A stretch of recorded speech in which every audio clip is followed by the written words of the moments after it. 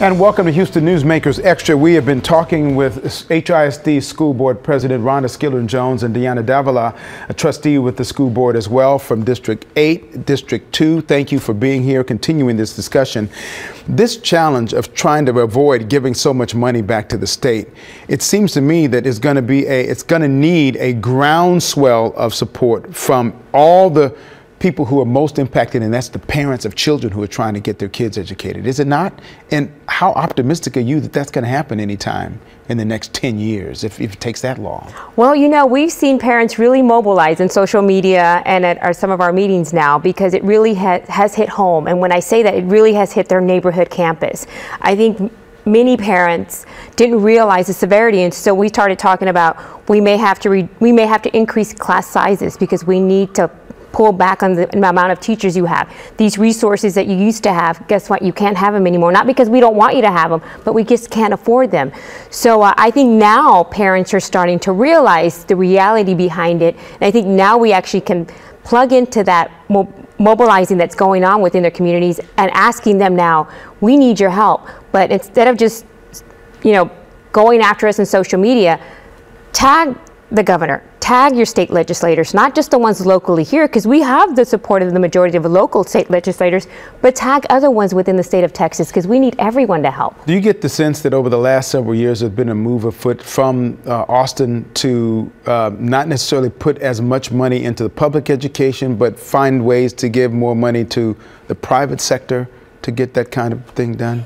We don't get the feeling. I mean, it's obvious. They cut $5 billion from public ed budget in 2011. It has never been restored. And there have been small and subtle ways that they've done that since then.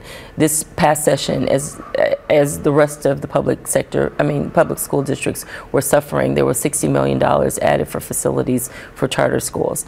You see the push in vouchers. We were able, thank God, to defeat that, but there was a huge push for vouchers last session and the session before, and I suspect that it'll come up again. Privatization of education yields a profit margin, and so whenever there's a profit to be had, you'll see that happen.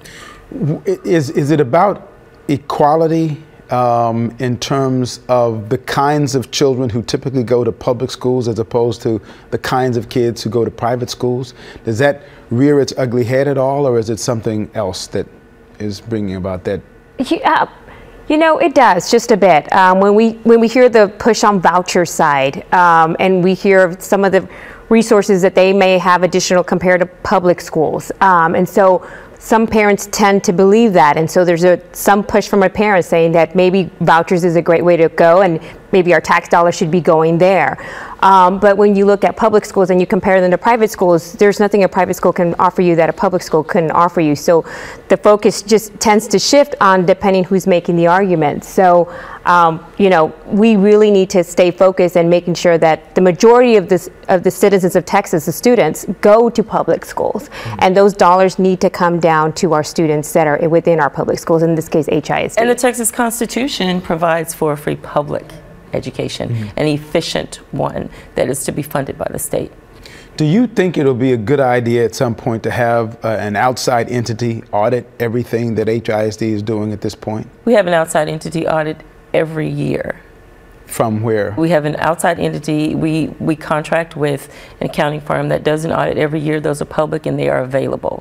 What's being called for, I think, the terminology is a little different, is a performance audit, which takes about a year to do. And I've seen this happen in several cycles. People, when they are faced with change, then they call for a study on it. We have several studies over the years that have never yielded any results. And so I see that as a tactic to further delay the changes that need to be made. I am all for having it, but it does not affect this budget cycle. How optimistic are both of you about being able to resolve these challenges that are facing you right now and being able to get the kind of support you need from parents and the community to come out on the backside of this craziness? Because it is just really, I've seen both of you talk about it. This is challenging. We've talked about it, most challenging you've seen. how optimistic are you will come out? You know, I will say there is a positive side to this, and that is that parents are more engaged. Parents are really studying the budget, and parents are really beginning to learn what the process is like and want to become actively engaged. And so I will have to throw that in there. It's keeping them mobilized and helping us through this process so that we can get through this together, because we all want the same thing. We're invested too. We have kids in the district, so we want the best same things that they want for their children, for our children.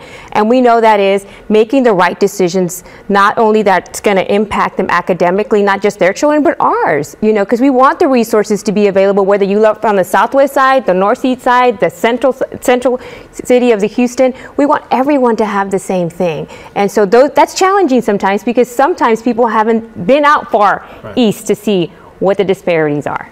Rhonda, last word. Absolutely, this can be done. It's going to be hard. It's going to be challenging. But I just fundamentally believe when you are doing the right thing that it's going to work out the right way. And I don't know anyone in the entire city who does not want our kids and our schools to succeed. And I think we're all working in that direction. We just have to come together around the best solution to do that, and the way to make these cuts least harmful to classrooms. But everyone's pulling in the same direction. Everyone wants a successful district and to see our kids succeed. So when we do the work that it takes to scrub this budget, to figure out where the dollars are and how efficiently we can use them to reach the same goal for every child, then it can happen. It's just going to take the hard work to do that, and the patience of the people, because it can't be done overnight. Well, I wish you all the best, because our children's future is they're the ones that are going to take care of me at some point down the road. So thank you both. Thank you. Rhonda Skillen-Jones, Deanna Davila, thank you very much, and thank you for joining me in this Houston Newsmakers Extra.